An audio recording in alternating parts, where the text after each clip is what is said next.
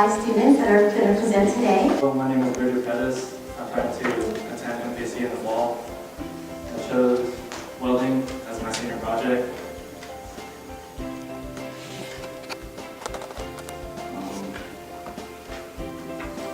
For the history, during the Iron Ages, for welding, they had to heat up the metal, they had to hammer it together, and they had to cool it down. And, these welders were known as blacksmiths.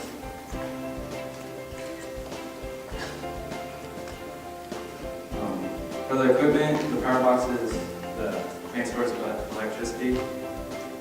That's that right there, that's the power box.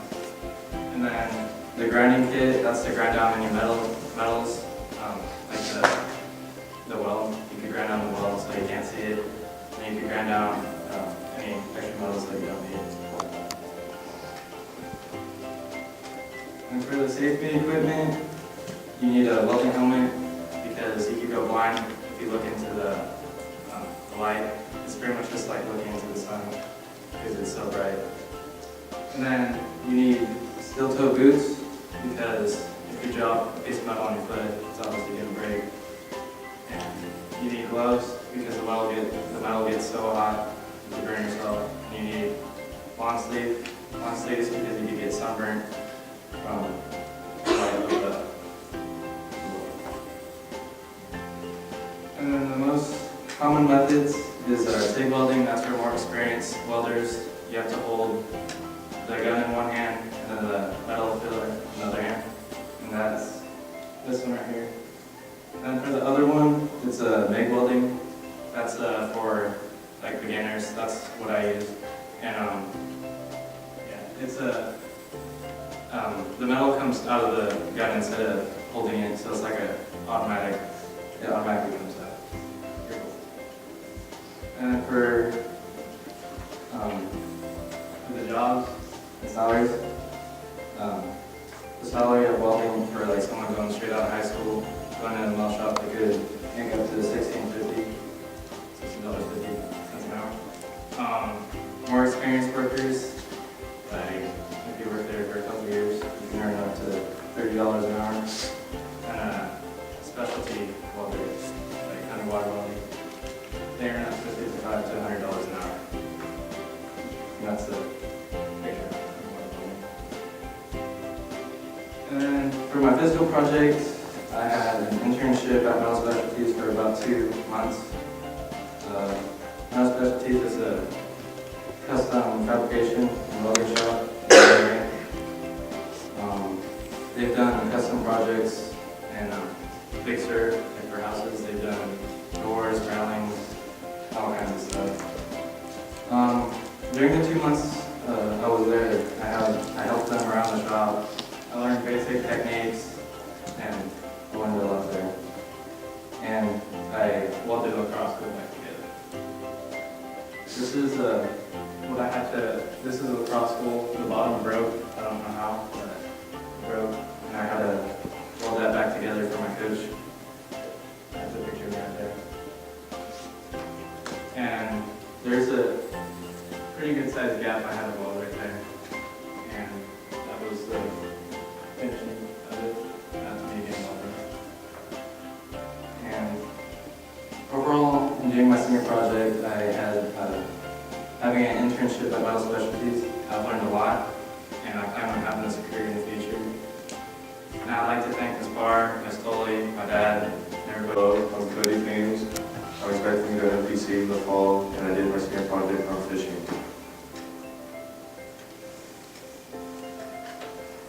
The Monterey Bay has a rich fishing history. The Ohlone and Costone Indian tribes were the first fishermen in Monterey Bay.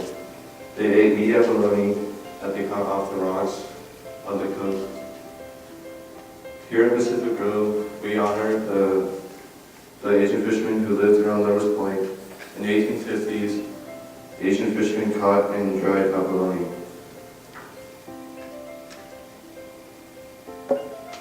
People all around the world mostly use fishing poles, but I use a spear gun, which is this one. But sometimes I use a fishing pole. People use all kinds of baits and lures. I looked up on the internet and it said the best bait was croaker and shrimp. There are many techniques for fishing. My favorite technique is spear fishing.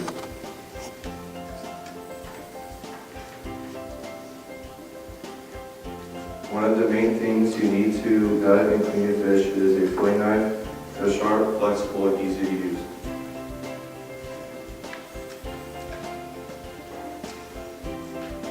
The first step to cleaning a fish and gutting a fish is start with a clean surface and a sharp knife. The next step is you need a towel to grab the tail to keep it from slipping. Then you get a knife and run it down the side of the fish. To remove the scales, this is called scaling a fish. Next step, you repeat the second step on the other side of the fish. The fourth step, you get a sharp, flexible knife and split it from the belly to the head. After gutting the inside of the fish, rinse the fish, wash away the blood. With sharp scissors, cut the fins off the fish. With a sharp knife, slice behind the gills to remove the head. Next, you can trim any white excess cartilage if you want to.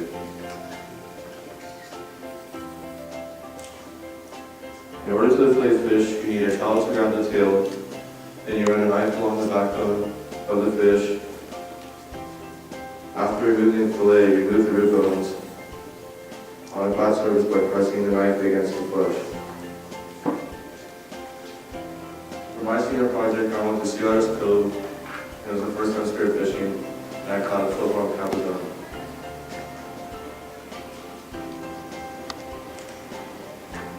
For a while, I started out with a blind stick, which is this, and then I upgraded to a 30 special for spear gun. This is my new one, and it's way easier to catch fish now. I would like to thank Ms. Barbs, Tully, Ms. Hannah, Bridger, and my mom for helping me complete this project. Thank you. Hello, my name is Joaquin Romero. I will be planning to go to Memphis Day in the fall of 2015. I will present film editing.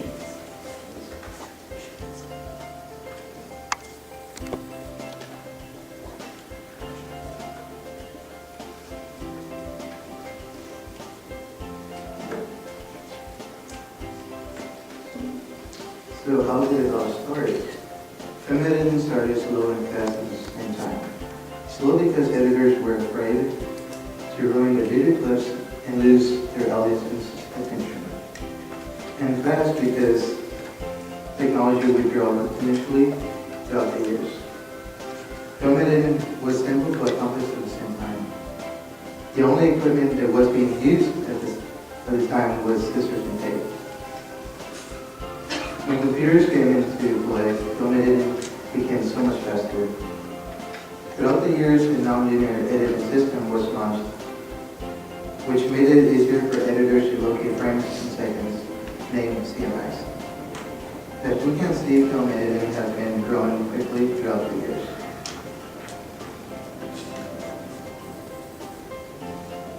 Equipment: Windows Movie Maker, Adobe Premiere, headphones, Adobe After Effects, Adobe Audition. Windows Movie Maker is the beginner software. It allows you to put several videos in one sequence. Adobe Premiere is an advanced software.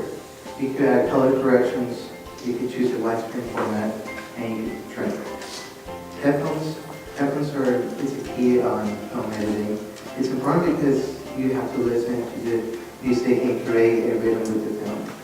Adobe After Effects, it's a great software because you create your own introductions, credits, and explosion effects. Adobe Audition helps you and allows you to mix music and voiceovers natively. The cost of everything. Mostly all Adobe softwares go up to $900 each. Windows Movie Maker is free and it's on all computers, most of our computers. A great pair of headphones goes up to $200.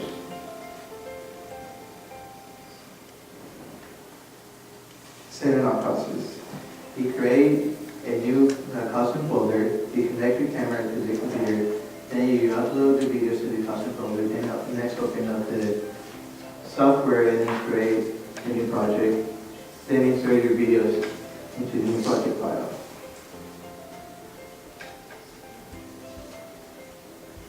Editing process. You start by trimming the videos, most likely you will have to. You add music, add color correction to the video to make it more professional look. Choose widescreen for your phone, I recommend it. Render your video. Rendering is for changing the format from the project to the before, and then you're done. How to get a job. Apprenticeships, internships in college. Apprenticeships guarantees you a high-paid job once you've completed. Internships is almost expected for any college graduate seeking employment. College is important because it helps you learn the basics of the equipment.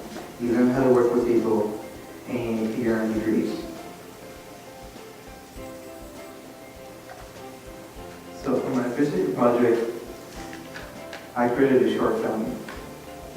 I was glad to work with my friend Albert Tremetta and William G.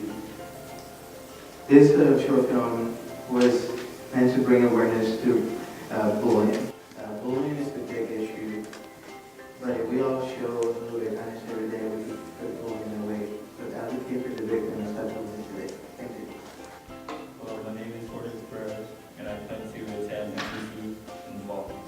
For my senior project, I did sport and lacrosse.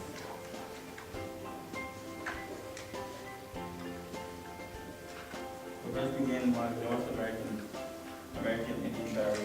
A French Jesuit missionary saw the American Indians playing. He wrote about the game and was the one who named the game of lacrosse. First college team started in 1877 in New York. First high school team started in 1882 New Jersey.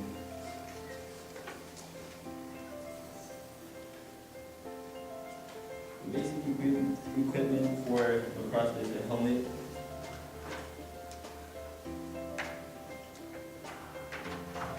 shoulder pads, elbow pads, cleats, gloves, and a cup. Because if you don't, you're gonna get hit with one of these balls. They're really hard and they're made out of rubber.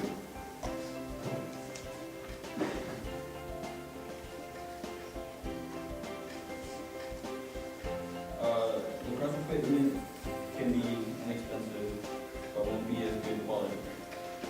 You can get inexpensive complete sticks, but it will break easily. You can get sticks like this online, and you can find really good deals. Ways to improve your lacrosse skills. You can play wall ball. Wall ball is just a wall, and it helps you with your catching and throwing. You can also play catch with a friend, practice shooting on goal. In order for a lacrosse player to develop the proper technique for shooting, they should shoot overhand. They should also practice shooting with their right and left hand, and practice aiming low on goal. Careers. A person can have a career in lacrosse by working as a coach or a professional player. A professional player can make up to $10,000 to $25,000 a year. For my physical project, I help coach younger unskilled players, while I hope one day to become a coach or an assistant coach. Ms. Barr and everyone else who helped me, appreciate it. Thank you. Good evening. My name is Cedar Smirlo. I plan to go to college at the MPC, where I can learn art, English, math, and that's it. plan to study on art.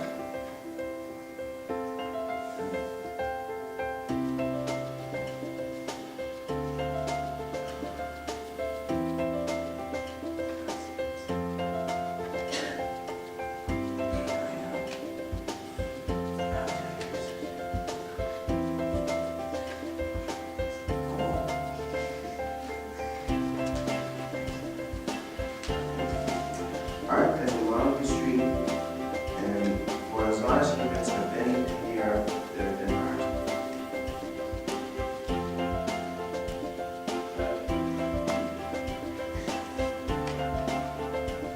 During the Stone Age, clay men made cave paintings made out of portrait, and a pigment of natural material that was ground up to make a dark pigment that varied from yellow to dark brown.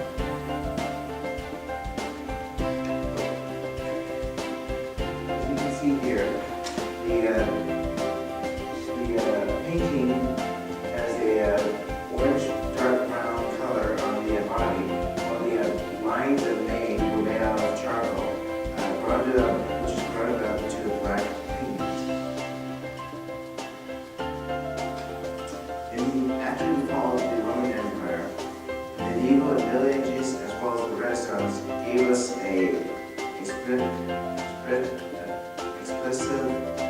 expressive and new art movement involving medieval designs that were more human-like, postured, but still flat and two-dimensional, and still carrying religious themes. An example is Ducio's Master, which depicts the Mother Mary and her child, a common and very popular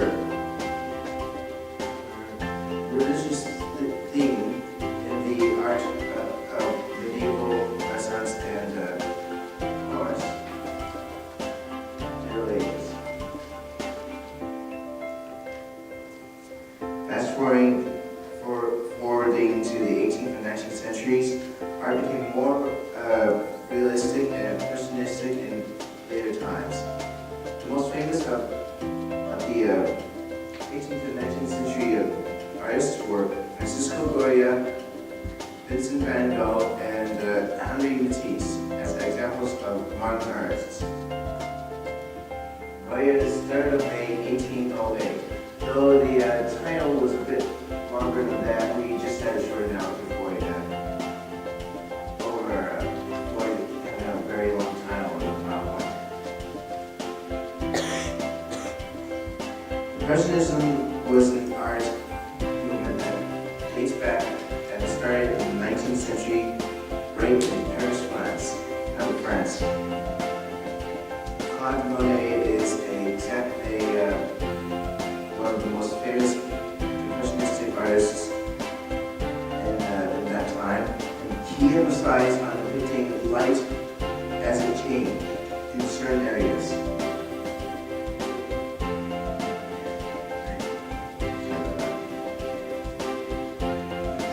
Cubism followed in the early 20th century. Pablo Picasso exploring geometric shapes and also depicted features, objects, and other stuff in more abstract forms. This included people, objects like a face or a cup, as I have here, and a lot of other abstract things like fruits and vegetables and stuff. Surrealism began in the 1920s and had a dreamlike, surreal-like attitude in it. Its dreamlike and surprising features included a bunch of clocks, a man with an apple in his face, and other stuff. Salvador Dali is well known for being a surreal artist. As you can see here, the persistence of memory is a good painting in which we have melting clocks, a famous symbol, that was one of Dali's most famous things, which has become a popular thing ever since, as well as the painting, of course. The equipment used in painting hasn't changed a bit. artists have been using their own prefixes like oil paints, watercolors, pencils, pastels, quality paper, brushes, and canvases. For my physical project, I sculpted a cup made from clay. First, I wrapped the these are all the materials.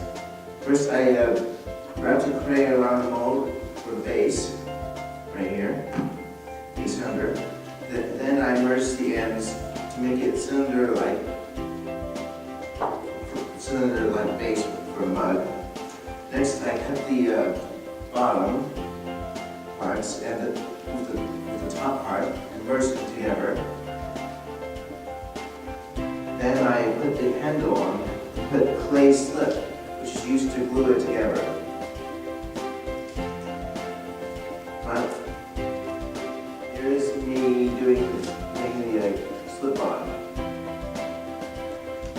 Finally, then I put the mud into the kiln to bake the clay mud.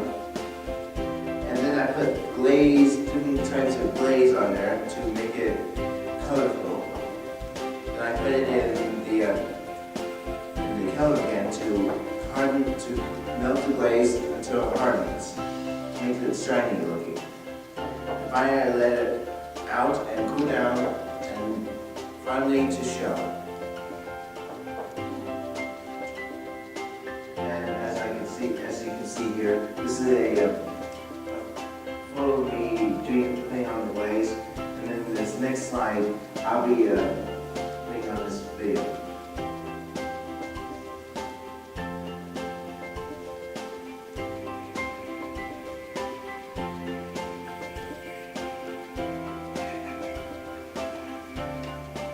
As you can see here, I'm actually trying to put on glaze. The video was part of my senior project.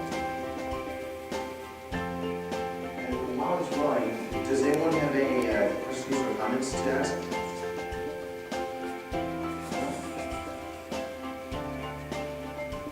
No questions or comments? Yes? Oh, really? The mug. The mug itself. Trying to make the mug is my favorite part of the project. But are you referring to the senior project or the physical project? Oh, okay. Oh, just making the art, the mug, as well as glazing it. Any other questions? Or comments? Yes? Oh, this is just the first one I've ever made. But I think I also made a clay bear. Something for Mr. Kelly, I suppose.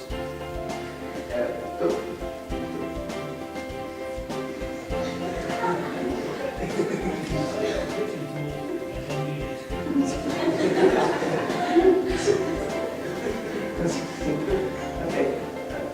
And I'd like to thank my mom for helping me and encouraging to do my senior project.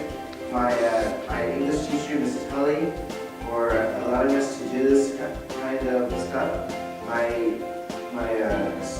government and economics teacher, Ms. Bridenhook, my assistant teacher, Miss Barr, and I'd like to also thank my classmates, my math teacher, Mr. Kelly, Mr. Leckie, my art teacher, Mr. Kelly, and my PE teacher, Mr. Bowler, for helping me have a good school year. Thank you.